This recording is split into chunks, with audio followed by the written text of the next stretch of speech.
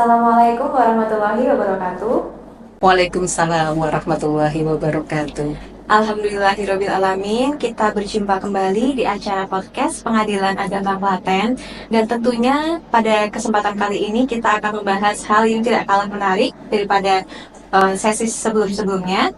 Dan pada kesempatan kali ini telah hadir bersama kita sosok yang sangat inspiratif dan juga tentunya sangat dikenal bagi kalangan pengadilan agama, yaitu Ibu Salma Kholidah SHI selaku Panitera Muda Gugatan dari Pengadilan Agama Klaten. Apa kabar Ibu? Alhamdulillah baik Mbak Nadia. Alhamdulillahirabbil alamin. Dan pada kesempatan kali ini kita akan membahas atau mengenal lebih dekat dengan produk pengadilan. Tentunya produk pengadilan yang dikeluarkan di Pengadilan Agama. Nah, sebelumnya mohon izin Ibu, sebelum kita membahas lebih jauh tentang produk pengadilan, sebenarnya kita mau tahu apa sih definisi dari produk pengadilan itu sendiri. Iya, baik Mbak. Selamat pagi Sobat Merapi. Kita akan membahas produk peradilan. Jadi definisinya ya. Kamu sebelumnya Mbak Nadia sehat juga? Alhamdulillah sehat. Semangat terus ya kita ya. Baik, kita akan bicara mengenai produk-produk peradilan. Jadi Sobat Merapi, definisi untuk produk peradilan sendiri adalah segala hal. Jadi merujuk pada hasil dari persidangan, jadi proses dari persidangan yang ada di pengadilan. Kalau kita di Klaten berarti dari Pengadilan Klaten. Jadi apapun itu hasil dari persidangan, proses hukum yang telah dilalui dalam persidangan, itu adalah produk peradilan. Oh, seperti itu Ibu. Iya. Kemudian produk pengadilan itu kan ada beberapa jenis ya Bu. Mungkin bisa dijelaskan jenis-jenis dari produk pengadilan itu apa aja?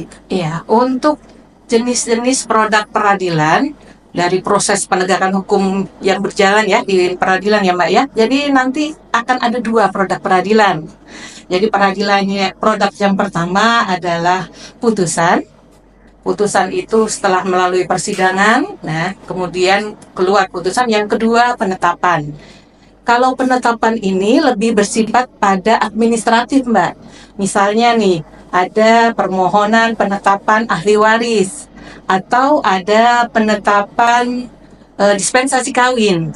Nah, itu adalah produk yang dikeluarkan dari Pengadilan Agama Klaten. Oh, seperti itu Ibu. Jadi ada dua jenis ya secara garis besar, yaitu Betul berupa sekali. putusan dan juga penetapan. Iya, betul sekali. Nah, kemudian Ibu, ini mungkin sering juga ditanyakan oleh masyarakat pencari keadilan. Kira-kira syarat-syarat administratif apa saja yang dibutuhkan ketika ingin mengambil produk pengadilan? Oh ya, kalau untuk syarat administratif sebenarnya mudah Mbak. Karena prinsipnya peradilan itu kan cepat ya, termasuk dalam pelayanannya. Jadi untuk pengambilan produk itu pun syarat-syaratnya hanya pertama, itu pihak berperkara. Jadi pihak berperkara sendiri yang harus mengambil. Ataupun ketika pengajuan perkara di Pengadilan Agama Klaten menggunakan pengacara atau advokat, itu advokat juga bisa mengambilkan. Kemudian selain harus pihaknya yang mengambil, juga nanti ada biaya administrasi Mbak. Jadi biaya administrasi yang dikenakan ini adalah biaya yang PNBP, artinya akan disetorkan kepada negara, dan itu relatif ringan dan relatif kecil lah. Karena contohnya nih ya, kalau akte cerai itu kita PNBP-nya akan disetor ke negara itu Rp10.000. Sedangkan untuk salinan putusan itu per lembarnya kita hargai Rp500. Jadi cenderung mudah dan ringan. Jadi cenderung mudah dan ringan ya Ibu, karena Ya. kan mungkin ada beberapa pihak atau masyarakat yang masih belum tahu, oh ternyata masih ada biaya yang harus dibayarkan dan ternyata itu biaya yang harus disetorkan ke negara. Betul sekali. Iya, baik Ibu. Dan kemudian kita kembali lagi ke produk pengadilan yang tadi Bu, yang berupa putusan dan juga penetapan. Itu bagaimana Bu kekuatan hukum dari masing-masing produk tersebut? Iya, jadi kalau kita bicara mengenai kekuatan hukum dari produk peradilan, jadi tadi kan kita sudah jelaskan ya Mbak ya, produk itu kan kita awali dengan proses selama persidangan. Jadi dimulai dari mendaftar, kemudian ada persidangan, kemudian keluarlah produk peradilan. Nah, ketika sudah diputus atau sudah keluar penetapan, kita akan menunggu 14 hari untuk menunggu produk itu berkekuatan hukum tetap. Jadi ketika sebuah produk sudah berkekuatan hukum tetap, itu sudah mengikat, sudah final. Ya, kecuali jika sebelum 14 hari ada upaya-upaya hukum. Nah, kalau misalnya nih Mbak ya, untuk perkara cerai gugat. Untuk perkara cerai gugat setelah diputus, ternyata ketika menunggu 14 hari ini ada satu pihak yang merasa tidak puas. Dia bisa mengajukan upaya hukum berupa banding. Namun jika ada perkara yang diputus tanpa kehadiran salah satu pihak, itu diputus secara first take, itu bisa mengajukan upaya hukum verzet. Nah, ketika upaya hukum juga sudah tidak ada lagi dan perkara itu sudah berkekuatan hukum tetap setelah 14 hari dan sudah inkrah, maka dia sudah mengikat, final, dan bersifat dapat dieksekusi. Jadi bersifat final and binding gitu ya Bu ya. Betul, final and binding. Ketika sudah 14 hari Iya. dari pemberitahuan putusan ya jika tergugatnya tidak datang Iya, seperti itu benar ya. sekali Mbak. Dan ternyata memang sudah bersifat tidak dapat diganggu gugat seperti itu Ibu ya. Iya, sudah final and binding tadi. Iya betul Ibu. Nah kemudian Ibu, ini kan sering terjadi juga. Jadi beberapa pihak itu tidak bisa mengambil produk secara langsung. Jadi dia menguasakan atau memberi kuasa kepada kuasa hukum atau advokat. Nah itu mungkin syarat administratif yang diperlukan apa ya Ibu? Ya, memang ini terjadi ya Mbak, karena kan Indonesia ini sangat luas, ya kan? Ketika seseorang ternyata mengajukan perkara di PA Klaten, atau misalnya seseorang mengajukan di yang jauh itu mana Mbak ya? Papua ya. Kemudian ternyata pihaknya karena suatu hal harus pindah ke Klaten, ya kan? Dan ternyata ketika dia pindah ke Klaten, dia juga sudah diberitahu jika akte cerainya telah selesai.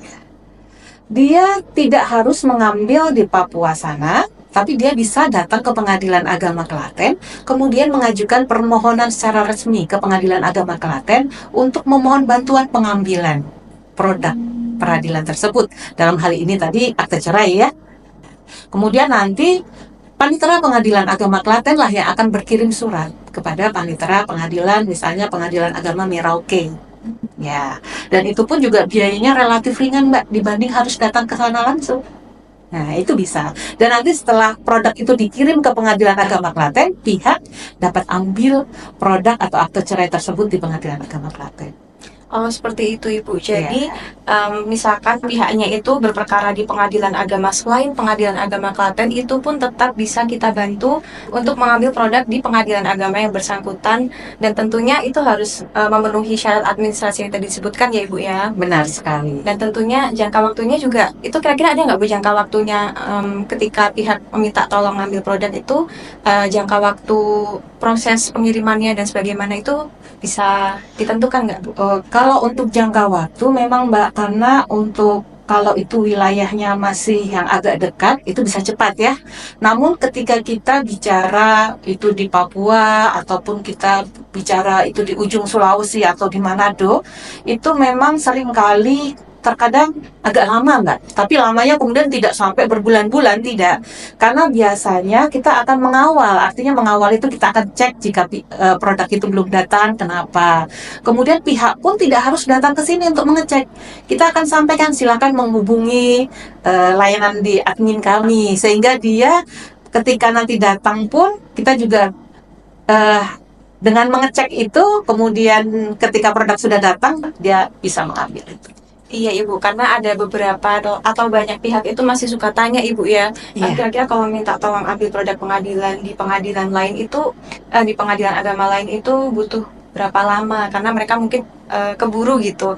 Tapi memang kita tidak bisa menentukan tepatnya ya Ibu. Betul sekali. Tergantung dengan jarak lokasi pengadilan agama yang bersangkutan. Betul sekali Mbak Nadia. Nah baik Ibu, nah ini juga sering terjadi nih Bu. Jadi ketika pihak sudah mengambil akte cerai atau produk pengadilan dari Pengadilan Agama Klaten itu seringkali mereka mungkin kurang maintenance-nya ya Bu. Jadi aktanya rusak atau hilang. Nah itu solusinya bagaimana Ibu? Kalau untuk akte cerai yang rusak, pengadilan agama sebenarnya tidak bisa dia menerbitkan 2 kali akte cerai, kecuali ketika akta itu akan dipakai untuk menikah lagi. Jadi dari awal Mbak, makanya di pengadilan di depan itu ya kita sudah tulis akte cerai hanya diterbitkan 1 kali. Mohon dijaga kehati-hatiannya. Itu sudah kita tulis besar-besar ya, artinya kita kampanyekan itu supaya para pencari keadilan lebih berhati-hati. Ya. Tapi jika itu terjadi, misalnya nih Mbak, ternyata di rumahnya kebakaran nih, padahal dia harus pakai itu untuk menikah. Kita akan terbitkan itu Mbak, tapi dengan beberapa syarat. Salah satunya syarat itu, jika dia akan dipakai untuk menikah dengan siapa? Itu harus dicantumkan. Jadi nanti duplikat akte cerai yang akan kita cantumkan, tertulis akan dipakai menikah dengan titik-titik-titik, ya siapa gitu. Oh gitu. Jadi ketika akte cerai misalnya Ibu ya, yang rusak itu kita bisa Pengadilan Agama Klaten itu bisa mengeluarkan produk berupa duplikat akte cerai ya Ibu. Iya. Dan di situ secara konkret atau secara legal dituliskan peruntukannya Ibu ya. Iya, termasuk juga Mbak harus ada syarat kehilangan dari kepolisian. Jadi pertama ada surat keterangan jika dia memang belum pernah menikah lagi. Kemudian ada surat kehilangan dari kepolisian bahwa akte cerai itu hilang atau memang benar-benar rusak ya. Kemudian yang ketiga tadi, ketika dia untuk menikah dengan siapa akan kita sebutkan. Iya Ibu, karena memang dokumen negara Ibu ya, jadi sudah diwanti-wanti dari awal agar jangan sampai rusak atau hilang. Karena kita tidak bisa mengeluarkan kedua kalinya, jadi kedepannya agar tetap dijaga jangan sampai hilang ataupun rusak Ibu ya. Betul sekali Mbak. Baik Ibu, nah selanjutnya ini mungkin beberapa juga ditanyakan Ibu oleh masyarakat. Jadi beberapa kali pihak itu berkonsultasi dan menanyakan apakah bisa mengeluarkan produk pengadilan tanpa harus ada sidang dulu, karena mungkin masyarakat tuh mungkin masih anggapannya takut gitu ya dengan proses persidangan, padahal kan sebenarnya itu untuk pemeriksaan oleh majelis hakim sehingga bisa dituangkan dalam produk pengadilan yang bersangkutan. Nah itu mungkin bagaimana dari sudut pandang Ibu? Iya, jadi begini Mbak Nadia ya, dulu sebelum tahun 2000 memang kita pernah ya mengeluarkan penetapan seperti penetapan ahli waris tanpa bersidang. Namun sejak akhir tahun 1990-an, akhir ya, jadi di awal tahun 2000-an, itu sudah tidak diperkenankan lagi. Jadi sejalan dengan reformasi hukum. Ya. Kenapa begitu? Jadi sejak saat itu semua hal produk peradilan harus melalui persidangan. Karena pertama Mbak, itu untuk transparansi. Jadi dengan adanya persidangan, ada transparansi atau keterbukaan serta akuntabilitas. Jadi produk yang dikeluarkan itu sudah benar-benar ketika pihak dipanggil dalam persidangan kan Mbak. Kalau kita dengan adanya persidangan, kemudian pihak dipanggil dalam persidangan, di persidangan itu kita akan tahu bahwa pihak itu benar-benar ada kesepakatan. Pertama, yang kedua, memang tidak ada masalah yang disembunyikan. Nah, kan kita khawatir juga nih, kalau ternyata adanya ternyata ketika dalam persidangan mengemuka bahwa satu pihak ini nggak setuju dan sebagainya. Jadi itu untuk transparansi serta akuntabilitas. Kemudian juga supaya produk peradilan itu dapat dipertanggungjawabkan juga. Artinya begini Mbak, tapi ternyata setelah proses, jadi kita itu menghindari Mbak adanya penyalahgunaan. Ya kan? Kalau itu proses tidak dengan persidangan, bisa saja penyalahgunaan itu terjadi. Jadi untuk bahasanya supaya produk tadi benar-benar transparan, akuntabilitas. Jadi memang harus melalui proses persidangan sampai saat ini. Gitu. Jadi tidak ada lagi ya yang tanpa persidangan, semuanya harus memakai persidangan. Iya, khususnya yang penetapan itu ya. Iya, penetapan ahli waris dahulu itu Mbak. Iya. Oh, seperti itu. Jadi kepada masyarakat sudah dijawab oleh Ibu Salma Kholidah bahwa memang untuk bisa menghasilkan sebuah produk pengadilan itu harus dilalui proses persidangan terlebih dahulu. Baik Ibu. Nah, tidak terasa nih Ibu, kita sudah berada di penghujung podcast. Nah, sebelum kita tutup, mungkin Ibu mau menyampaikan quotes atau pesan singkat kepada penonton setia podcast Pengadilan Agama Klaten. Iya Mbak, saya ada sedikit pantun. Boleh ya, Ibu. Pantun. Pantunnya itu sambil membaca boleh ya, Mbak ya? Boleh Ibu. Baik, kita akan. Saya buat Mbak tadi demi acara podcast ini saya buat pantun ini. Siap.